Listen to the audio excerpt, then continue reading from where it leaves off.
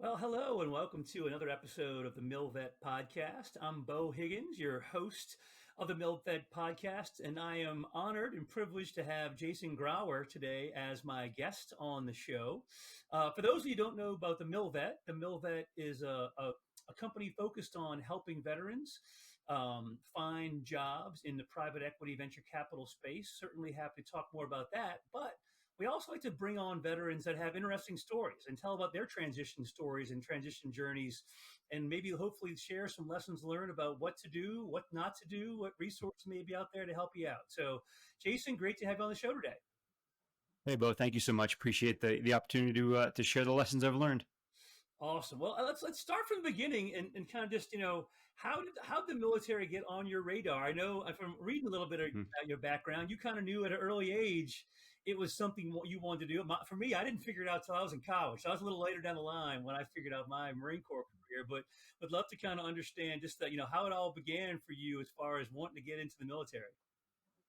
I think being super young as a kid and my dad taking me to air shows, for example, and seeing representatives of the military like the Blue Angels of the world, the Thunderbirds, the Red Arrows, like all of those sorts of organizations that really showcase naval aviation and military aviation in general, and also just being kind of an aviation nerd, because back in those days there used to be areas where you could just go park at the end of a runway and watch airplanes kind of come and go all day. And now, of course, there's YouTube channels if that's what floats your boat. But from about the age of 10, it's always been something that I was really interested in. And so I decided then that my vector was going to be through the Naval Academy, and everything I did from then on was really oriented towards achieving that goal. And so luckily for me, I was able and fortunate enough and blessed enough to pull it off. And here I am talking to you.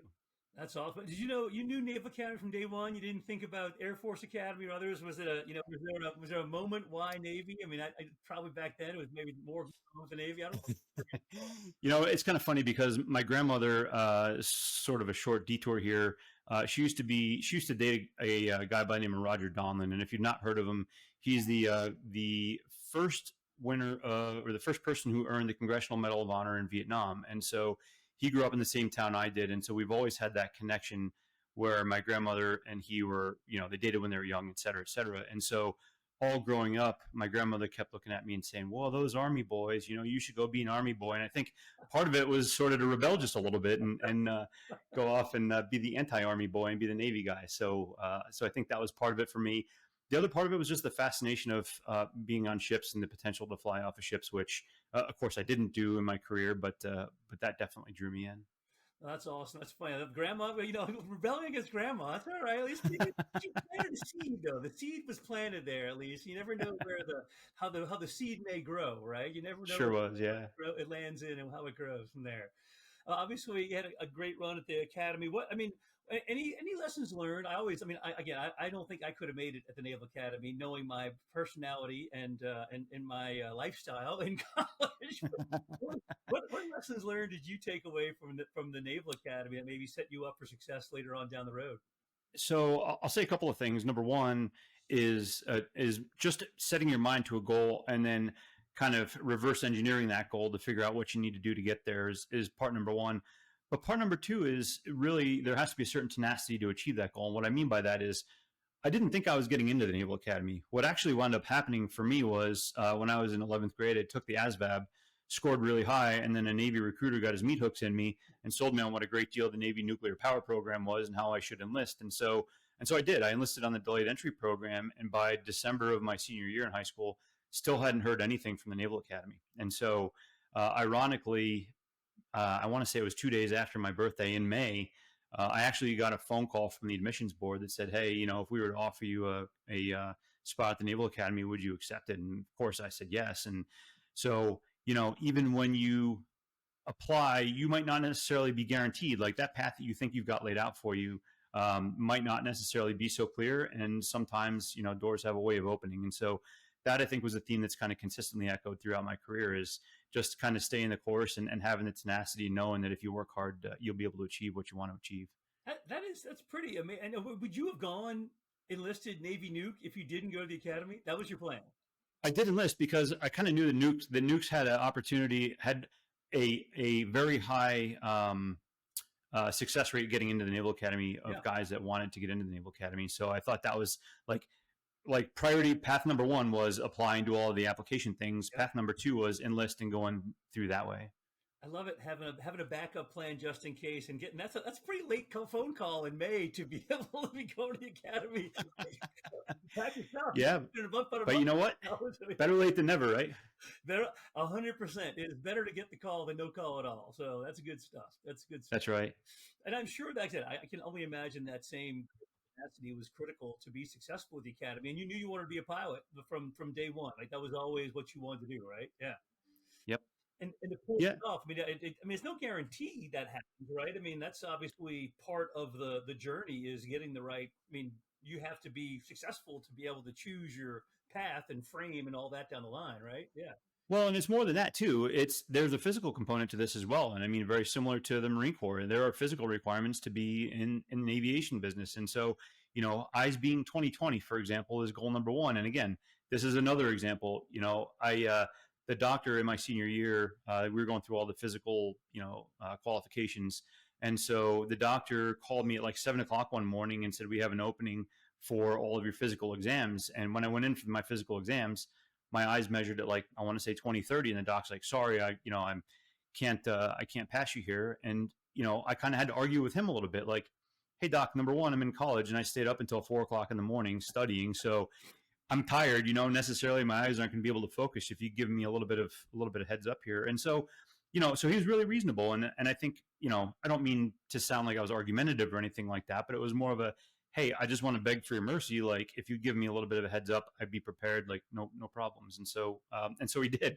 So I came back 48 hours later and measured 20/20, no problems at all. So again, tenacity and being, politely kind of arguing your point. I think that's a great call out, to just, I mean, you know what you want, be laser focused on it, obviously from a young age for you, and to be willing to put it out there and say, look, this is, it's not stopping here. You got to just give me another shot. And for it to actually work out is great. And obviously did, and turned into, the career, I assume you had hoped it to be from there. And then without doubt. What was your, certainly you, how long were you in the Navy for?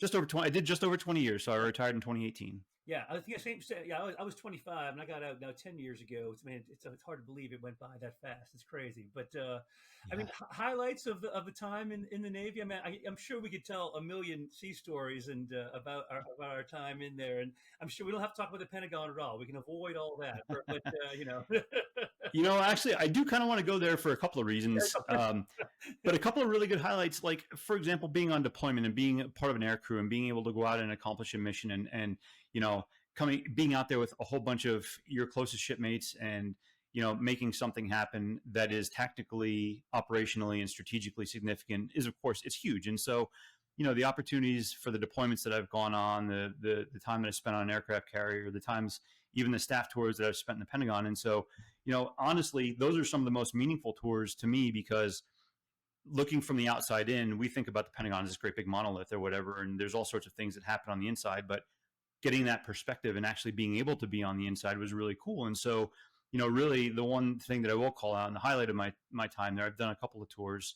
I worked in the personal staff, the Chief of Naval Operations, doing public messaging, strategic messaging, writing his congressional testimony, all those other things. But from a leadership perspective, what's really interesting is we don't look at 4-star. We look at 4 stars as like the head managers of the Army, Navy, Air Force, Marine Corps, whomever. But it's great to know that the lessons that they've learned throughout their career are directly applicable to their people. And so I'll give you an example. So I mentioned Roger Donlin a little while ago. The CNO one day went to a Congressional Medal of Honor reception, as the service chiefs often do. And they have these, I can't remember when they are, but they have them in DC. It's a big shindig. And I told him that Roger Donlin was there or whatever. And so he made a point to go over and say hi and chat with Roger Donlin. And so a couple of days later, I'm in 05 at the time, and I go down to our mailbox and I'm literally picking up our mail in the CNO's office. And I'm going to do a little show and tell here. Yeah. So I find a hand-addressed letter here to me from the CNO. So I open it up, and this was like a total shocker to me. The letter, and you can see here, says, Jason, I met a Medal of Honor recipient last night that calls you among his best friends.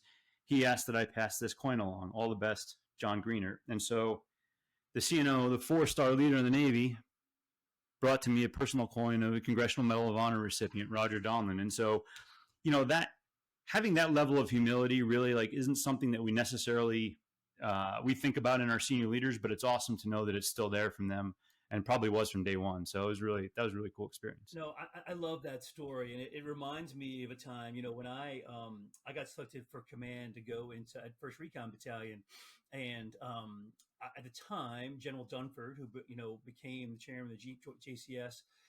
And Commandant of the Marine Corps, I reached out to him, hoping to get on his calendar at some point in time, say, hey, I served with him before. I'm going into command. I'd love to get your perspective on being in command. And literally, he said he cleared his schedule right away. I mean, this is he's a general in running operations. The Marine Corps is like, there's nothing more important on my calendar than talking to a Marine that's going into command. And I'm like, wow. Just those lessons you see of humility, of taking care of your people, of doing those little things. To me, I almost felt guilty for asking. Like sometime, I have a few months, we'll find some time. But there's nothing more important on my calendar day than being able to talk to you about this, and took 30 minutes to just kind of talk about some things, lessons learned and ways to just think about command. And it just blew me away that someone would invest their time in their people that were generals. I mean, generals seem like, once the more senior you get, you realize they're just like you, but they've done very well. But to take that kind of time was just, again, something I never forgot, obviously. And I tried to always do the same thing, to have that open door, when I was in command, like, all right, that's what a leader looks like, and I think we all over time, find those leaders that we can gravitate towards and learn those lessons from. I mean, I would also say, and certainly would open it back up to you, but, I think we also learn the lessons of the leaders you don't want to be like, right? I mean, as you build your leadership style, or I always talk about your leadership toolbox. You're always adding tools to your toolbox. It's like, I want to pick a piece of that and a piece of that one, and shut that one off. That one's not working for me. I think that's all of us do that over our careers, right? Yeah, no, absolutely. I agree with 100%. And so, to be honest with you, like there have of course been times throughout my career, and I'm sure yours, where you see people who are just clearly just trying to climb the ladder and just doing those things that were going to set them up for success. And, those people, we forever internalize those lessons and think, well, that's never going to be me. And so that kind of has always been my highest goal, is I don't want to be like that. I want to be like the guys like General Pete Pace. You probably remember him. I was at the CNO's Christmas party one year working. I was an action officer. I was out there working, but he came out of the CNO's Christmas party and immediately went to spend time with the Lance Corporal, stand and watch there on the gate at 11 o'clock at night on a Saturday night. And so, it's those kinds of lessons that, again, like you said, Beau, like you never forget those. You never forget the guys that make time for you, or that make time for, your junior enlisted sailors and Marines, that actually like show that they care, even when the cameras aren't rolling, so to speak. Yeah, I mean, that is what it's all about. And that's if you realize, right? If you take care of your people, they will take care of you, right? Give them the ability, or the opportunity to succeed or fail, because sometimes there is some failure involved. At least give them the opportunity to do it, and and let them learn from the experience. And I think that's as you build your leadership tool chest, those type of things are the ones that I think that stick in your head. Like, oh yeah, when I have the chance, I'm going to do it that way, or when I'm going to have the chance, I'm definitely not going to do it that way, is also kind of. Yeah, absolutely. Yep. And I do remember, I have to admit, I did a tour at headquarters of Marine Corps, and I got there as a lieutenant. I was a first lieutenant. So my second tour after being in the fleet was being at headquarters of Marine Corps. And it's funny because I think you have this impression of the Pentagon, or the decision-making process, being there's really smart guys up there and they got it all figured out. And you get there and you're like, they're just knuckleheads like us, there's no magic, dust going on the Pentagon or headquarters Marine Corps, or, it's people like us that are figuring it out the same way. But, it is eye-opening to see behind the curtain a little bit about how the decisions are made and the process to get them made. It's easy to sit down on the pointy end sometimes. What the heck are they doing up there? Don't they understand what it's like out here? And Amen. It's funny to see it kind of happen that way, for sure. Isn't it? Well, and you probably remember when you very first show up there, like you go to you probably went to the metro entrance, or maybe quarter or 3 floor, whatever, and you stand there at the stairs and you're like, wow, this is, and you kind of look there with starry eyes and you're like, this is amazing. So much cool stuff goes on behind the scenes. And then the first week that you're there, you're immediately thrown into the fire and you're like, wow, this is a lot of work. And there's a lot of well-meaning people here doing a lot of hard work to make this national security machine move forward. And it's a great place to be, as hard of a place as it is to be, for sure. No doubt about it. I mean, it is. It can be tough. The commute is not great, but it's important, and it has to be done. And again, you learn a lot from it. Obviously, the learning to be a good staff officer is important. Is important stuff because it's you're setting up. Obviously, it's interesting because you're a junior guy. You're setting up the senior guy for success. They're also setting you up for success in different ways. It kind of goes both ways, right? I think that's an important part of that as well, for sure. Yeah, absolutely. Yeah. And what other highlights? When would you have some fleet time highlights as well, or yeah?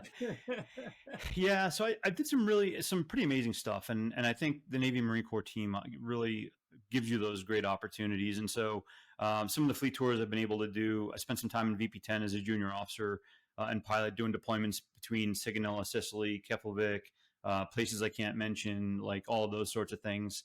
I spent some time on USS Enterprise, which kind of brings a tear to my eye now when I think about it, because it's currently getting turned into razor blades and being disassembled and so forth. But it's good to know that CVN 80 will bear the name Enterprise here pretty soon. So spent some time on her doing a Middle East deployment. Immediately went back to another fleet tour in a P3 squadron, VP9 in Hawaii. Got to deploy to Westpac and got to do some really cool missions that I'd love to talk about, maybe in 25 or 30 years. Just some phenomenal opportunities. But even after I left the Pentagon, my final time, the last final really amazing opportunity was getting ready to be the executive officer of a Marine Corps air station out in Kaneohe Bay, Hawaii. And you can imagine being one Navy guy along with 200-ish Marines, sort of an unusual role for a Navy officer, but it was one that I jumped into headlong, and we I think echoed every day the teamwork that you see in the Navy and the Marine Corps today. No, I love it. As a SIGINT guy in the Marine Corps, I love my P3 brethren and spent a lot of time doing a lot of the same things you're talking about, I am sure. And K-Bay is fantastic. I will tell you, that is a hidden gem for the Marines, and certainly for the Navy to be out there as well. And I had that pleasure too. As a SIGINTer, we always be, a lot of times we're paired up with our Navy counterparts. One of my tours as a lieutenant was out in Guam at the NICTAM site out there. So I was working for the Navy commander as the kind of senior Marine, and that Navy Marine Corps team doing the intel work every day out there. It was awesome. And we were in Guam, which is pretty hard to beat. When my boss was back at NSA, and it's pretty good to be 12 hours away. It had its perks back in the day, So except when they wanted to have a meeting at 8 o'clock in the morning their time, and it was 8 o'clock or 9 o'clock in the night your time. Yeah, that was not the best. But, they were pretty flexible with this back then. The comms weren't as good back in the early 90s, right? No doubt about it. No doubt about it. Yep. Well, I always ask people, what was your decision to transition out of the Navy? For me, when you know, is what I say. It's hard to explain it to people that are still in. I talk to a lot of folks that are still in the military, and I'm like, well, how'd you know it was time to get out, or what was your decision? I'm like, when you know, it's kind of one of those things, whether, for every person it's different, and it can be personal, but I'm just curious about what was your kind of thought process and how that all worked for you, and what was your transition like? That's always another thing. Did you have the time to do it the way you would have liked to have done it? Most people don't, but I'm always curious. Yeah, there's never enough time, but the whole transition question is a really great question. You're right. It's different from person to person. For me personally, what it wound up was, I wasn't going to go further in my career. Like, I'd kind of hit the wall as far as I could go from a promotion, from a command standpoint. And so in the Navy, Marine Corps, and all the services, your military manpower is a fixed number. And so, Congress gives us that. And so I didn't want to be the person holding up another officer from promotion, because I refused to get out and wait until the statutory retirement limits. And so we kind of made that call about a year and a half out. And so we started doing the research, and of course, transition, like, you have to be planning the entire time. Like, you can't just wait until the last month before you get out or retire or whatever, and just assume everything is going to work out fine. And even if you do have a plan, things might not work out fine. And so I was a good kind of case in point. So a couple of questions that you asked, like, number one, like, what was it like? What would I have done differently? And so retiring from Hawaii, we decided that we wanted to be back here on the East Coast. And so I'm in Southern New Hampshire now. We wanted to retire to Maine. And so we set that as a goal for ourselves. And so the one real kind of obstacle I faced personally, and my wife and I faced, was the tyranny of distance and finding people on the East Coast that you wanted to link up with, that you wanted to form a network with, that you wanted to look for work with. And so, from that perspective, what I learned and what the military is really good at is you can do a transition class wherever you want to do, but obviously that's permissive TAD, and so it's on your own dime. And so I flew to the nearest base over to Naval Station Newport in Rhode Island, and that's where I did transition assistance. And so that at least kind of set in my mind that sort of refocused me back to kind of like the East Coast or whatever, and looking for and meeting people and joining those networks, those sorts of things. So that, I think, was really the biggest challenge. The second biggest challenge is that it's probably harder in terms of paperwork to get out than it is to actually stay in. And so, making it through the retirement request and all of those sorts of things that are involved in getting your DD-214 and making sure that's all correct and so forth. That's all administrivia, and that's all stuff that can happen, but it's things that those things have to happen correctly. Otherwise, they can cause you a lot of problems down the line in terms of DD-214s getting done wrong, those sorts of things. But then, once the day is there, it's kind of like a big celebration or whatever. And so we left the island in June of 2018. And so we had planned a cross-country trip as sort of a, post-retirement kind of shindig, drive across country, enjoy ourselves, have a great vacation. And so at that point, I had already been to several career conferences, and I accepted a position with a company that was based in Maine. And so we get on this road trip. We're about 2 or 3 days in, and this company called me up and they said, "Hey, unfortunately, we just terminated our relationship with our CEO, and so we're rescinding all the job offers that he made." And so, of course, I was one of those job offers. And so, again, you could literally do everything exactly correct, do like perfect across the board. And, like they say, no plan survives first contact with the enemy. Well, it's true. Not even your retirement plan. You could have everything lined up perfectly, and then they pull the rug out from under you. So I went back to the drawing board, took some time off. Unfortunately, that permissive TAD, you have that house hunting TAD, all that stuff, job hunting, those all kind of worked in my favor. And so I found another position that worked out, and I was only really out of work for maybe 3 weeks or something like that. So it did work out in the end. But again, that's that, tenacity. That's that, hey, have a plan, but be prepared to deviate from it. No, a couple of things that I'd like to hit on what you said. I mean, one is, and I don't know that I fully embraced this when I was on active duty, but I think, everybody is getting out of the military sometime. Whether you do, 3 months or 30 years, you're going to be getting out. So I think everyone should always be thinking about getting out on the back end in some way. It doesn't need to be every day, but knowing it's going to happen. Part of that, I think, is just maintaining your network of friends and connections. And what you see so often, certainly for folks that have been in 5, 10, 20, 25 years, is that they become their whole life becomes a military. They lose sight of the civilian world that's out there, and they're going to have to go back into it. Now, I use the analogy, it's like the Shawshank Redemption. It's up in your neck of the woods, right? You become institutionalized, right? You can become institutionalized to a point where you're afraid to operate in the civilian sector, and if you do that, if you don't have that, long-term focus at some point in time, I'm going to have to reinsert back into society. I better stay connected to it in some way. And again, that's different for everyone. It's probably a little easier these days in the tech age that we're in. But, you definitely see folks that don't think that way, and they hang on to the bitter end and have lost the connecting files to the outside world, so to speak. And for them, that transition is like, it's scary. It's scary. It's a little scary for everybody. And again, there's a factor in there for everyone. But I think it sounds like you relatively speaking, I think that's another thing, I always tell people, there's a lot of things you need to figure out. Like, it's what you want to do, which is probably the hardest part, is like, okay, what do you want to do? Which to me, a lot of that comes down to what don't you want to do, right? Because the easy answer for many people is to stay in the military or the DoD, somehow be a GS or whatever. If you don't want to do that, then what do you want to do?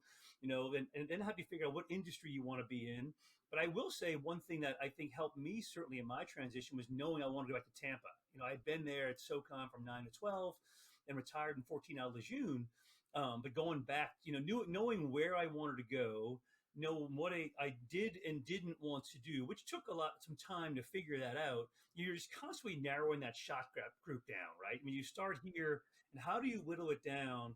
In having those conversations with people to understand, what it's like out there in the civilian world, and that's that networking piece that is so critical to finding a job. And obviously your transition again, I think it's your point is interesting of having a job and doing all the right things, and then 3 weeks out, the rug gets pulled out from under you. But the prep work you had built to get up to there was still there, right? I mean, you didn't have the final. You made it to the 7-yard line, the 5-yard line, and also they moved the goal line on you a little bit, but you were still moving down the field, right?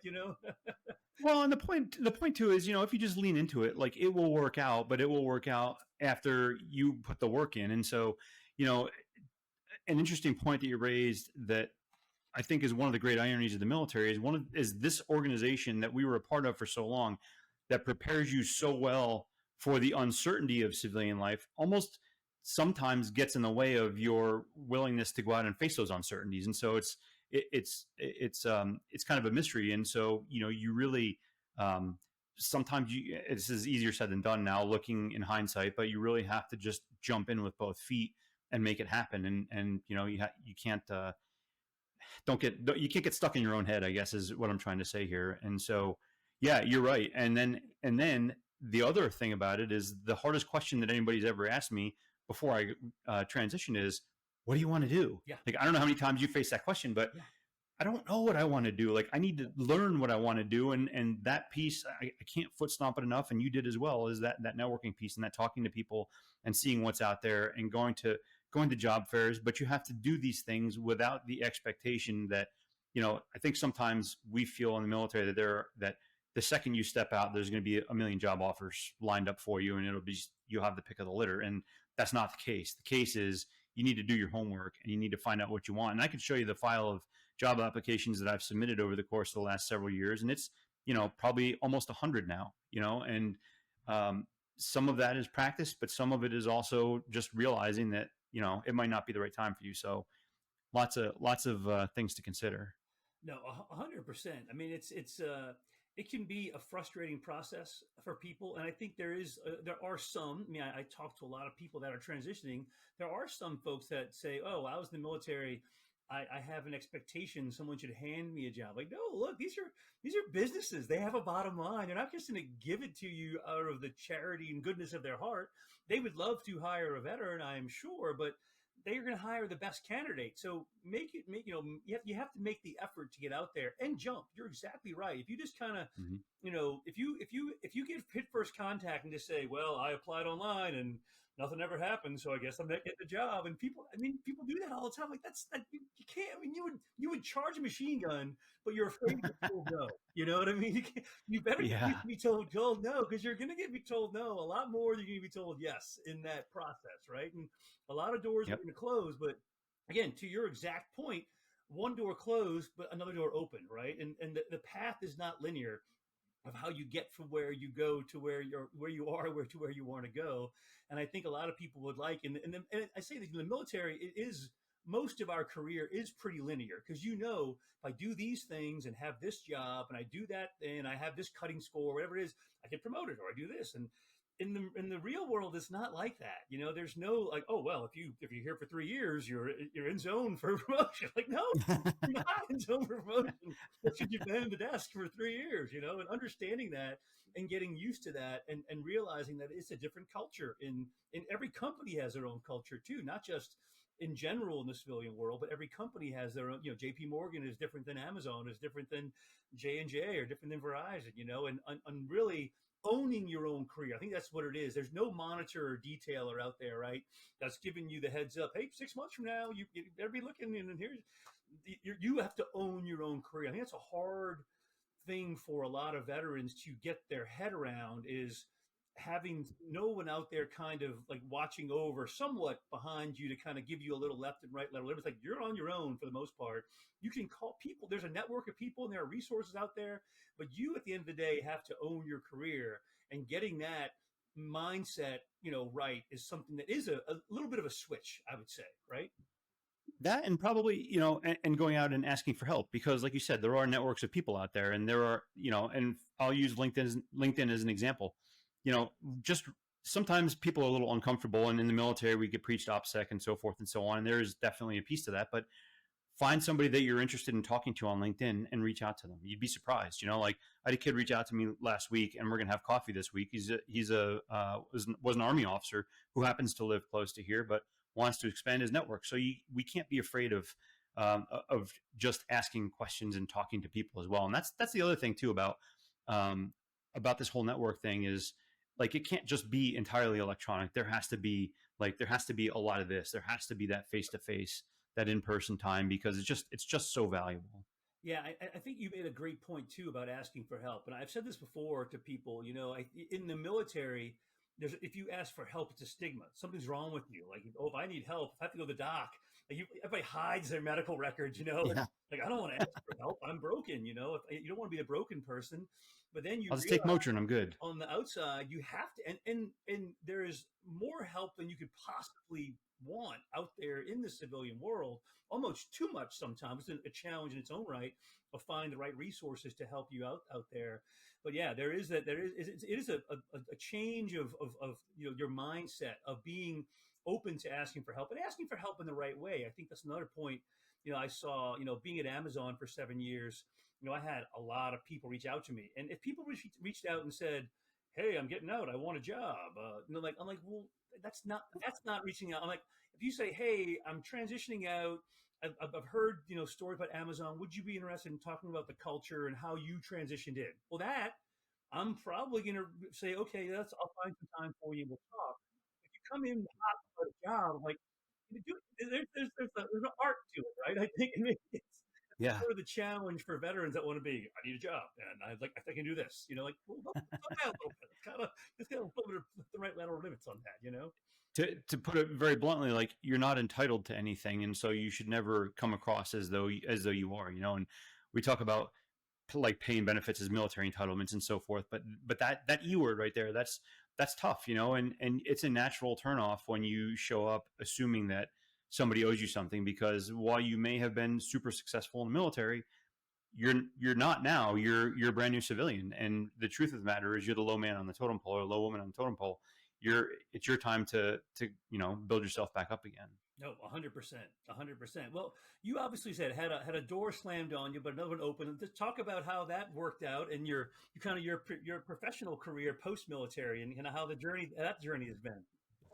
Yeah. So again, that also will echo the concept that this in-person communication. And so, after I lost the job that I thought I had after retirement, we busted across country, and I spent the next couple of months applying for jobs and so forth. Ironically, you mentioned having all the qualifications and applying electronically. Like, I'm a retired Navy pilot. I have airline transport pilot certificate, like tons of multi-engine hours, like all sorts of stuff.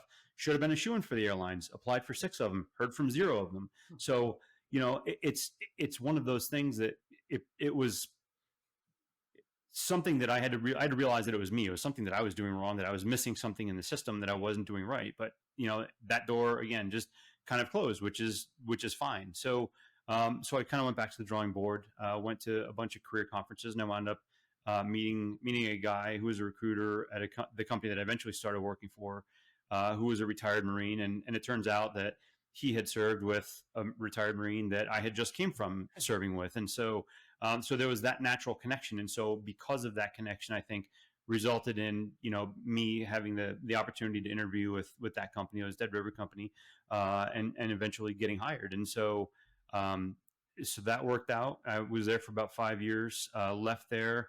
I found another opportunity with the company that I'm currently with. And again, it's a small defense contractor. The company's called Sonalists. And again, I would not have had this job had I not bumped into a Naval Academy classmate who has introduced me to the company and said, "Hey, you should take a look at these guys. Let's have a talk." And so again, I think the theme to echo throughout this whole entire story is the value of that in-person conversation, and that value of being there, and that value of just asking, like, what's out there, what do you know, what do you do, or more importantly, who do you know, and those sorts of things. And I'm not not suggesting that the world of outside employment isn't like in any way incestuous or working against you. But again, you have to stack those cards in your favor. You have to stack that deck in your favor, just to make sure that, if plan A doesn't happen, you have plan B, plan C, plan D, and so on. Yeah, I think there's a perception often in the military that networking is some dirty word. That I think that people think of it like, oh, networking. Why would I go networking? I'm like, what do you think you did in the military? If you're the company gunny, if you're the Navy chief, you knew people to get stuff done. Now, you can call that what you want. That's networking. I mean, that's what you're doing is you have a network when you need it. They need a favor, you hook you up. When you need a favor, they hook you up. That's networking. But somehow there's a negative connotation to it, I think, in the civilian world. Like, well, I can't do that. That's just somehow that's not unseemly. I'm like, no, it's getting stuff done. You never know. I'm not the son of the guy that owns the company. I wish I was maybe sometimes, but networking is just, talking to people, and it's being in the right place in the right time and being willing to put yourself out there. That at some point that perfect storm comes together. You never know what's going to happen, and it's again, I think people have this negative connotation of putting themselves out there and networking, and it's unfortunate, I think. Well, and here's the thing, like, so you have a house, you're sitting in a house, and you have a plumbing problem. If you don't have a plumber, what do? You go ask your next door neighbor or your friend for a recommendation. That's the same exact thing. Yeah. Hey, I think I want to go do this for a job. What do you think? And that's literally the exact same thing. But for whatever reason, there's some stigma around talking about what we want to do for work versus, hiring someone to do work at our houses. So, just yeah. No, networking. I make this joke. I stole this from somebody else, actually, this line. There's a one-letter difference between networking and not working. So you better be networking or you're probably going to be not working. So get out there. Exactly. And it's true. Truer words were never spoken. Yeah. Now, how is the company you're in now? I mean, obviously it's a defense contractor, so you have probably a lot of veterans there. Good veteran culture, something you enjoy. I hope it's good. We're around 60% veteran, which is awesome. We have a lot of PhDs. We do a lot of services based work for the government. But I think the thing that is enjoyable the most is that culture that the person I work for now, he's absolutely fabulous. Like that kind of leader that I was talking about earlier, that person that always takes an interest in who you are, what you were doing, all of those sorts of things, and wants to make sure that you're set up for success. The other thing that's really that appeals to me is the fact that it's still a part of the mission. And so by that, I mean to say, like, we're solving problems for people who are my Naval Academy classmates who are still in the Navy. I do work that helps them solve problems. And so that's kind of a personal thing for me in the sense that, it's not only is it involved with the Navy, but I get to still help shipmates of mine who I've known for 30 years. And so, I think that there is that sense of personal reward. And so, for example, we just did some significant travel the past month where we actually got to get out and work with fleet operators. And again, like those are the guys right now that long after you and I have hung up the uniform, those are the guys that are forward getting it done. And so, our job is to make their lives easier. And so it's great to be able to do that. So there is that sense of purpose there, I guess, is really the best way to say it. Yeah, no, it's a great point you make too, because I think, one of the things that you don't appreciate when you're serving is that you do have, every day you put the uniform on, you have that give back factor, right? You're doing something for the greater good, but you don't think about it. It's in the background. Like, it's my job. I love it. I'm working with Marines. I'm going out there, I'm deploying. But when it's gone, it's like, man, there's something missing, there's a piece of you. And then, yep. I didn't, and I worked, the job I had initially when I got out of the military was working for a company that manufactured and installed fiber optic cable. And it was a great first job. Got to learn a ton, but after a couple of years, I was like, it's kind of like, there's just I couldn't put my finger on it, but that's what it was that sense of the give back factor that you didn't have. And then to get to a job with Amazon where, again, I'm not in the military, but I'm talking to veterans every day. I'm helping them through a difficult process of transition, and you feel like you're giving back in a different way, obviously not in uniform, but to have that is super important. For me, it certainly was. And I think, and we can move into this space now too, like, and I think there's obviously a lot of other ways you can find that give back factor, whether it is with a defense contractor or in veteran recruiting, but there's so many organizations out there that you can join to help find that connection, everyone is going to lose when they leave, the uniform. What are some highlights that you've been part of to support on the kind of VSO MSO side of the house? Yeah, those are great questions, and you're right. Like, it's not just finding work, but it's finding meaningful things that you can do to give back. And so, from that perspective, volunteering is also important. So, there are a couple things I'll touch on. I've been involved. I started in the Pentagon way back when, probably 10, 15, 20 years ago now, with a group called Honor Flight, which brings veterans to Washington D.C. to enjoy a day of honor at the memorials built to them. And so, I volunteered extensively when I was in the Pentagon, and so I've always had a special place in my heart for that organization. And so now I'm lucky enough to be serving on the National Board of Directors to have that impact at that level across the entire organization. So that's been a phenomenal opportunity. But also, closer to home, the things that we have to think about is, what about here in our own particular state? And so, for example, I told you I lived in New Hampshire.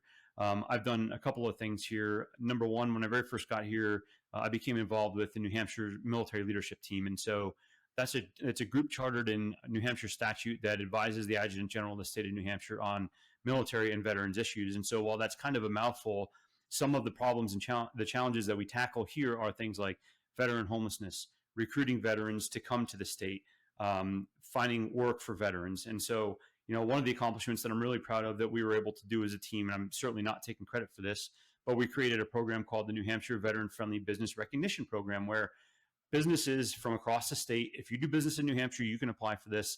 You go online and you tell the state exactly kind of how your company benefits veterans, whether it's a veteran discount, whether you have veteran hiring programs, veteran resource groups, all of those sorts of things, and the state certifies you as a veteran-friendly business.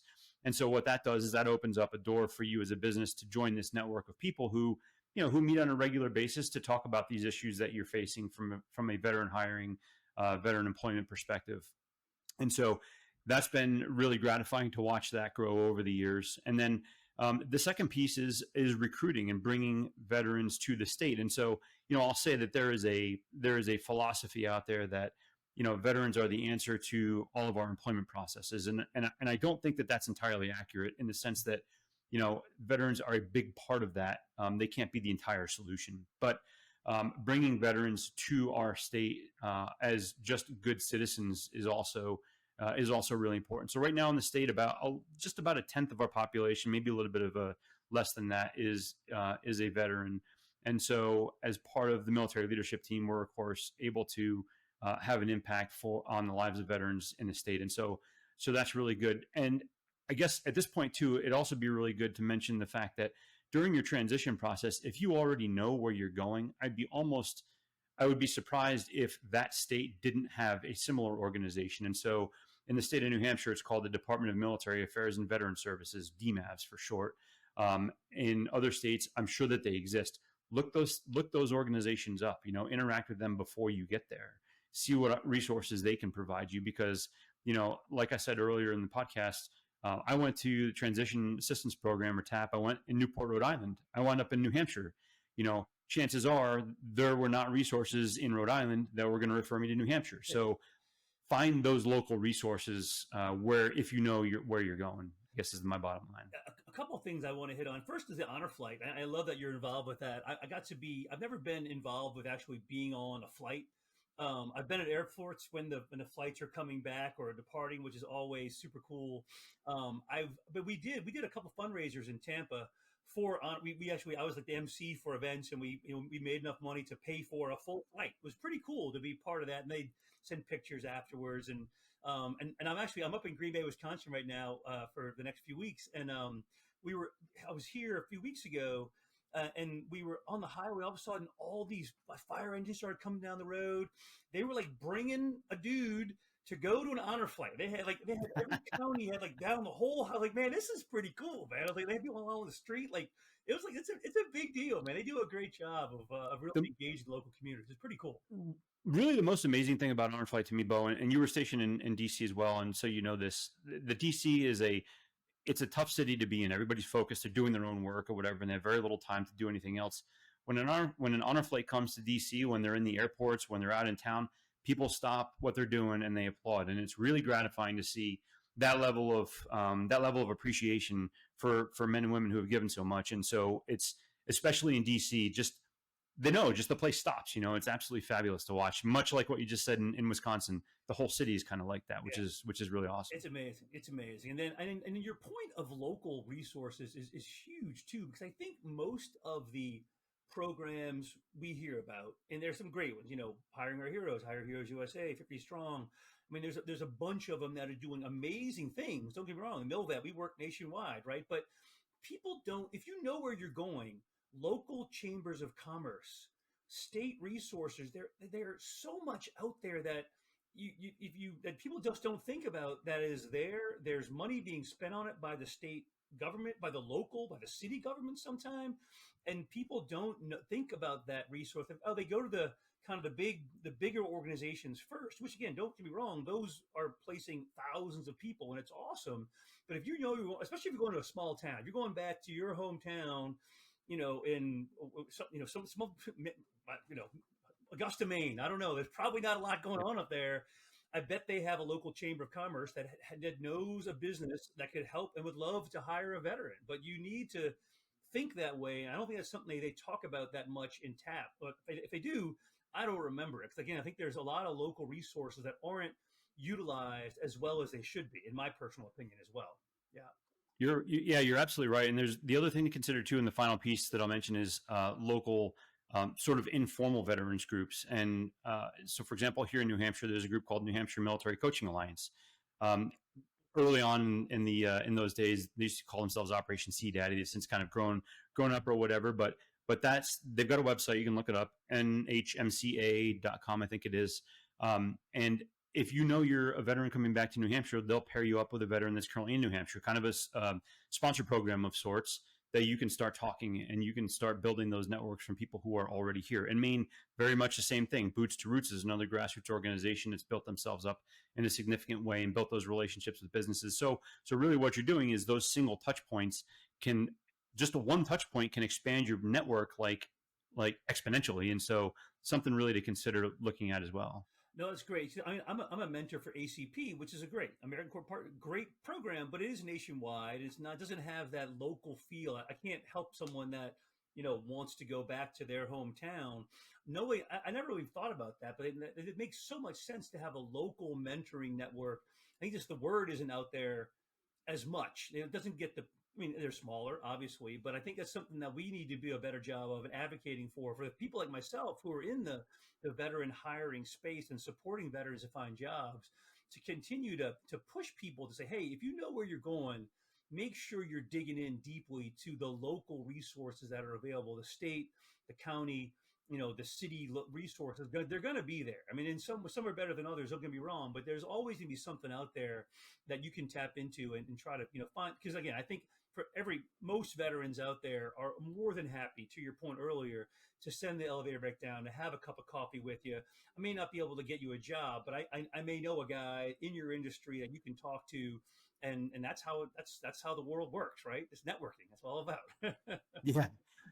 Well, yeah, too, and dare I say, old guys like you and me are more than willing to give those benefits to people that are coming out, that want to have those networks, that are anxious to look. Like a 5-minute conversation or a 30-minute cup of coffee really is nothing for us, because we have jobs and we're here and we've made the transition. For somebody who's in that uncertain position, who, they might have just started their cross-country drive and they lost their job because their CEO got fired, like those are the people that we're trying to get at here, is the people that really need the help. No doubt. No, this is great stuff, Jason. As we wrap up, any final words, anything you want to share about what you're doing, what you're up to, what's going on in your life? Yeah, I guess. So I'll just share that, here in New Hampshire, we're really trying to grow the veteran population. There are a lot of challenges, of course, that we face, and it's the same all across the nation in terms of housing and so forth. I guess I would just say, by word of advice, don't give up on getting to where you want to go. If you want to go somewhere, set yourself up for success, make your plans, and then have a plan B, a plan C, and a plan D. If I could foot stomp on those things. For me personally, military leadership team is a great way for me to give back, and it's something that the entire team feels like. Military Coaching Alliance, same thing. we are out here, and I would just say that there are people out there that are willing to help, and so just don't be afraid to ask for that help. So that's my Hey man, biggest foot that stomper. is some great closing comments and suggestions. Don't be afraid to ask for help. The help's out there, but you have to take the first step. You know, we don't know you need it till you ask for it. So with that, Isn't that the we'll truth? close it up. Well, Jason, it's been a pleasure today, and look forward to staying in touch and keep up the good work out there. We really appreciate you. Thanks so much, Beau. Thanks for your time.